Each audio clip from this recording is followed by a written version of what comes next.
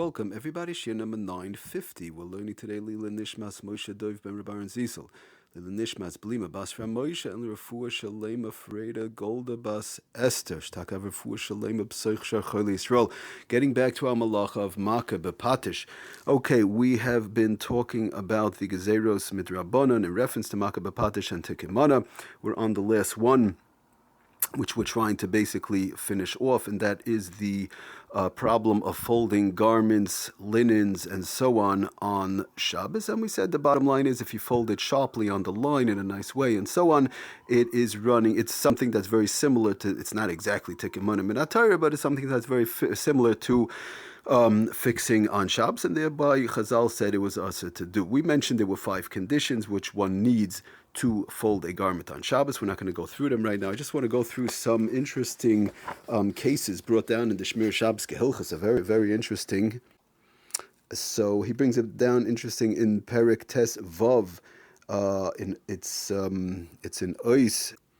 It's Ois Mem Dalid, not really Ois Mem Dalid, it's really Ois Mem Vav in the old ones and the new ones Mem Dalid, but be it as it may, it could be found in Perek Tes Vav Shmir Shabbos HILCHOS. So he says like this: any article in general, the Indian of folding, any article may be folded. Right, we spoke about the conditions and so on, but it may be folded if one takes care not to fold it on its original creases. Like we said, shaloi keseder, like it was brought down the Shulchan Aruch. But one should refold it, the garment that they fold not in the regular way. They have to be careful to refold it into its normal creases after Shabbos or Yom Tov, for that matter, would be the same thing. That we saw in the Sefer Yitzhar Halachos. Now, he brings down interesting, so in conjunction with would be allowed to be folded, we spoke about towels last time, but one would be allowed to fold articles in which no recognizable crease is left. We said undergarments and so on. As is in the case, he brings some other examples which I want to bring down, like rubber sheets. Sometimes somebody has a rubber sheet, they want to just fold it up, there's no creases. Certain types of plastic tablecloths, woolen articles, possibly a sweater or so on, usually doesn't have a creases in it.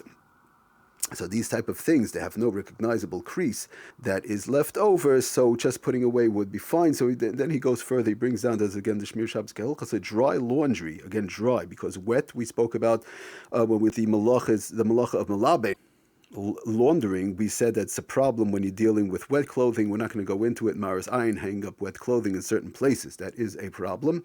But regular dry laundry, a person has dry laundry, it's done. Like we said, we spoke about last year, may be folded provided that one's sole object is to make it easier to put away in its place, and that one is not particular about the manner of folding. What do we mean by that? We spoke about it last year, but I just want to explain. In other words, I'm folding it up. Number one, I'm folding it up because it's Tzarech Yom Tov or Tzarech Shabbos. We're going to see. I'll just talk about that in a minute.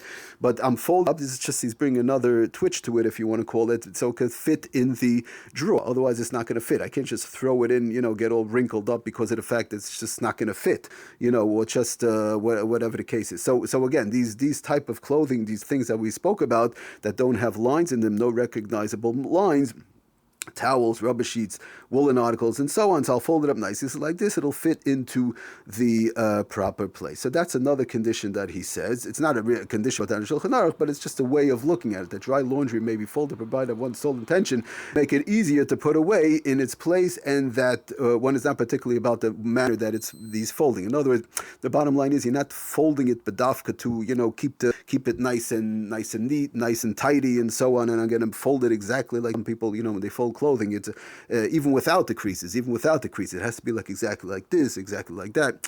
You fold it up 1, 2, 3 and put it away. You know what I mean? It's just you can't be too particular about the way it's folded when it's done on Shabbos, even though it doesn't have recognizable creases and so on.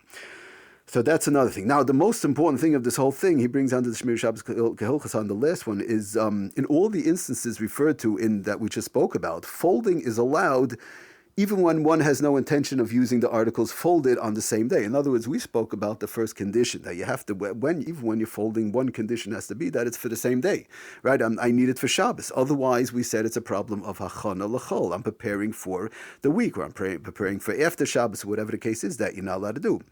But these cases is allowed even when one has no intention of using the articles folded on the same day. In other words, folding up these items which have no recognizable creases, whatever it might be, possibly unfortunately, tablecloth without creases and also falls into that thing. Like we said, plastic tablecloth is even a regular tablecloth doesn't have these creases, but one has to be careful. So he says the article is folded the same day, so long as the folding, the punchline is like this, which we spoke about last year, but a little bit of a different angle, which I just want to talk about. So long as the folding serves some purpose for Shabbos and Yom Tov.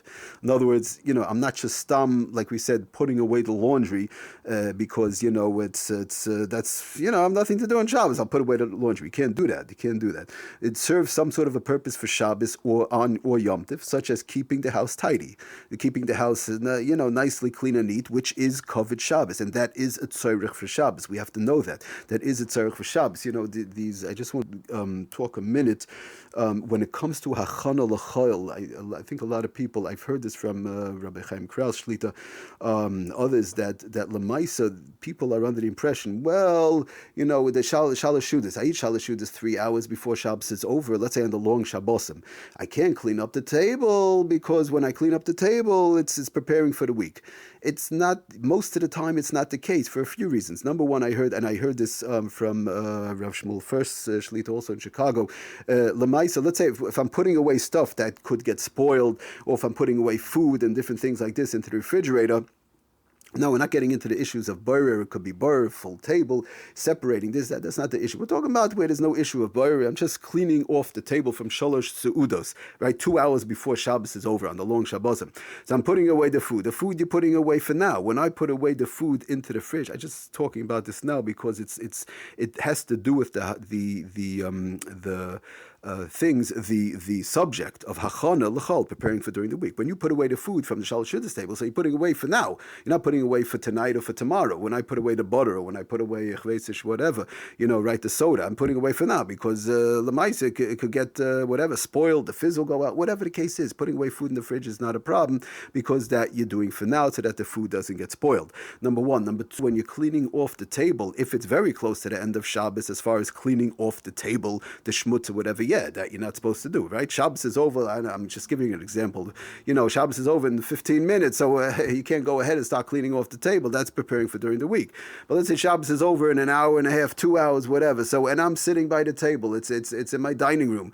A person doesn't have to sit with the table with all the schmutz from all the food and the dirty plates and everything on the table, for the next 2 hours, for the next hour and a half, whatever it is, till the end of Shabbos. I'll sit there and learn, but all the dirt is on the table. That's not covered Shabbos. That is not covered Shabbos. And I heard this from Rabbi Chaim Kraus, like I said, Rabbi Chaim Kraus Shlita also. The Maisa, unless it's very, very close to the end of Shabbos. How close is close? It's hard to say exactly, whatever it is, 20 minutes, 50 minutes, maybe a half hour. But if, you have more than an hour and a half, 2 hours left till the end of Shabbos to clean off the table, in a way that one is allowed to clean off the table from shalosh sudas, putting away the food for sure, and even cleaning off the garbage, and in a place and time when somebody's going to be, using the room. I'm sitting there. It's a bazayin to Shabbos, and one has to be careful that's not covered Shabbos, to clean off the table, and that's it. I want to sit by a nice clean table. It's not preparing for the week. So one has to, unless another thing is, unless it's a room. Sometimes people have, let's say, like a sheva bracha is 2-3 hours before the end of Shabbos, or something like that. So of course, so then everybody's leaving, and it's in let's say a small hall, or sometimes in a shul downstairs.